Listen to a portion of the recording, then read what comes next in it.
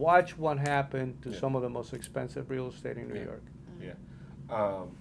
Yeah. New York is a weird place. It's a weird place. I don't know why. And even the way it looks is changing a lot, which we'll talk about another time. But yeah, the way it looks when I was out there just last week, New York is definitely changing.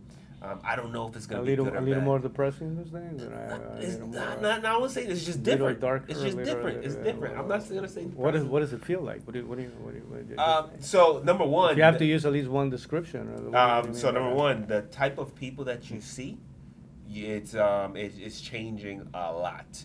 So like I don't know why. Like maybe it's just me. Maybe I'm just tripping. But I feel like the number of like even like the Muslim community is going through the roof. Like I would, like you used to see a lot more Jewish people in New York.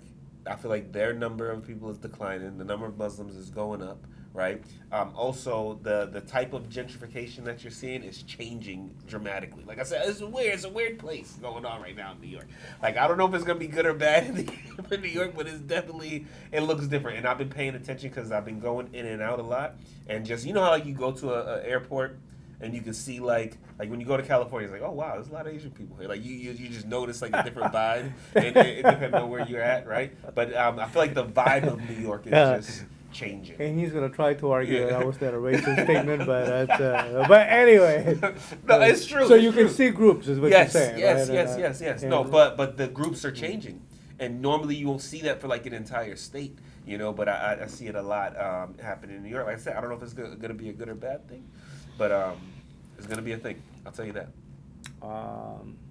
You've never been crazy about New York. You never been been crazy. crazy. Why would you hate New York? It's dirty. Because it smells. because by the way, like America, don't like New York. No. Here, you know what? It's absolutely important what you're saying because that you're describing right now is not only a description about New York, but it's also a description about Donald Trump. Either you love him or you hate him. There is no in between. Yeah. There is no. New York is that kind of place. That's true. Yeah, that's true. You love New York to the point that you don't leave. You can be arguing for it, and a gigantic rat can be like nibbling on your shoes. So they're like, sometimes we got good.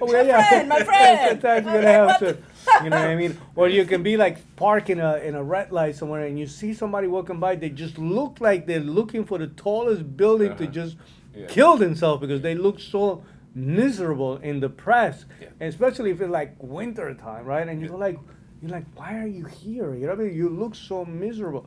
Yeah. But at the end of the day, I'm gonna tell you, there was always something about. There's a few things about New York that for me were life-defining perspective. There is a level of mental toughness in there for some people. You can't survive New York unless. Yeah, but I know that right now we have a lot of softies and a lot of emotional people.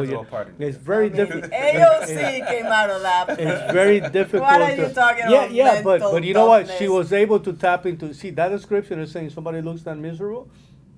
Instead of saying, hey, we got to do something to come out of it or to become better, she goes like, oh, but I feel so bad for you. Let me see if I can, I don't know, get you some medication, whatever the case may be. But there was some level of, there was something about the roughness of the place. It's a rough place. It's not an easy place for that's the whole idea that if you make it in New York, you've been in Florida you make it anywhere. You've been in Florida too long. I got it. Honestly. But I'm still that was the training ground. Respect to you defending it's like Honduras and New York. The other thing was the concept of speed, right? Like everybody was moving a little faster, everybody was moving, but now it feels like everybody's running a million miles to nowhere. You know what I mean? And that's another scary part about the situation. And then listen.